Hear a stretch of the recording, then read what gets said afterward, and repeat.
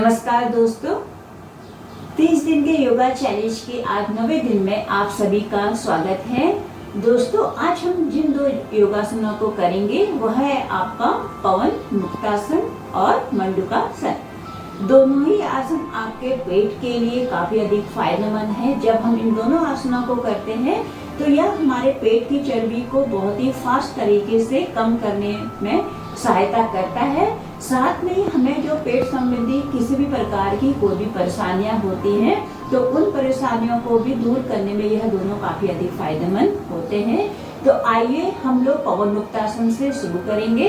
पवन मुक्तासन के लिए आपको इस तरह से मैट पे आराम से बैठ जाना है। देखिए जिस तरह से मैं बैठी हूँ। अब अपने पैरों को दोनों को सामने की ओर ओपन करना है और आराम से आपको पीठ के बल लेट जाना है इस तरह से। ठीक है, आपको आराम से लेट जाना है। अब हम क्या करना है, आपको अपने लेफ्ट लेग को इस तरह से बेंड करना है और जो दोनों हाथ हैं आपको अपने दोनों हाथों से अपने पैर को आप लॉक करेंगे। ठीक है, श्वास लेनी है और पूरी श्वास को खाली करते हुए अपने अपर बॉडी को अपने नी से टच करना है। ठीक है, ध्यान रखिएगा, श्वास लेनी है और पूरी श्वास खाली करते हुए अपनी अपर बॉडी को आप उठाएंगे और अपनी नीज से टच करेंगे। देखिए कैसे करना है, श्वास लीजिए और पूरी श्वास खाली करते हुए इस तरह से ऊपर उठेंगे। ठीक है, कुछ देर आप होल्ड करेंगे। 1 2 3 4 5 6 7 8 9 10। ओके, अब आराम से ब्रीथ भरते हुए आपको वापस जाना है और पैर को आप रिलीज कर देंगे।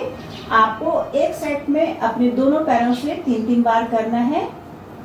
ठीक है, अब हम राइट लेग से करेंगे, सेम वैसे ही करना है। ठीक है, पैर को बेंड करेंगे, दोनों हाथों से लॉक किया, श्वास भरनी है और पूरी श्वास खाली करते हुए ऊपर की ओर को जाएंगे। अब आप देखिए, जब आप इस प्रकार से करते हैं आपके पेट पे एक बहुत अच्छा दबाव बनेगा। ठीक है, जो हमारे पेट की मांसपेशियों को सक्रिय करता है। 1 2 3 4 5 6 7 8 9 10। अब आराम से श्वास लेते हुए आपको इस तरह से वापस आ जाना है। स्टार्टिंग में आप दोनों पैरों से 3-3 बार करेंगे और धीरे धीरे आप इसे बढ़ाते हुए 5 मिनट तक डेली करेंगे। ठीक है, अब इसके बाद जब हम एक एक पाँव से कर लेते हैं तो आपको आप दोनों पैरों से एक साथ करना है। दोनों पैरों को आप फोल्ड करेंगे, इस तरह से आप करेंगे, दोनों हाथों से लॉक करेंगे, श्वास भरनी है। अब आपको अपनी नोज को अपने ठीक है अपने दोनों घुटनों के बीच में लेके आना है। देखिए कैसे, श्वास भरिए, पूरी श्वास खाली करते हुए आप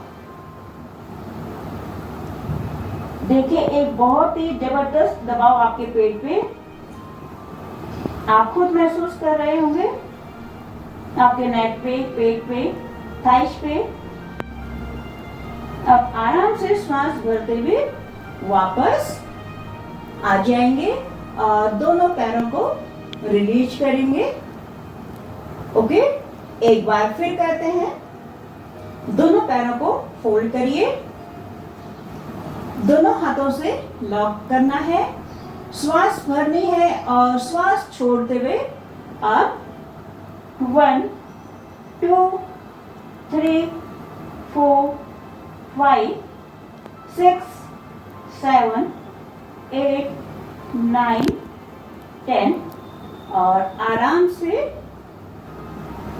पीछे और दोनों पैरों को आराम से सामने की ओर। ठीक है, इस तरह से और पूरी बॉडी को बिल्कुल रिलैक्स, ब्रीथ इन आउट।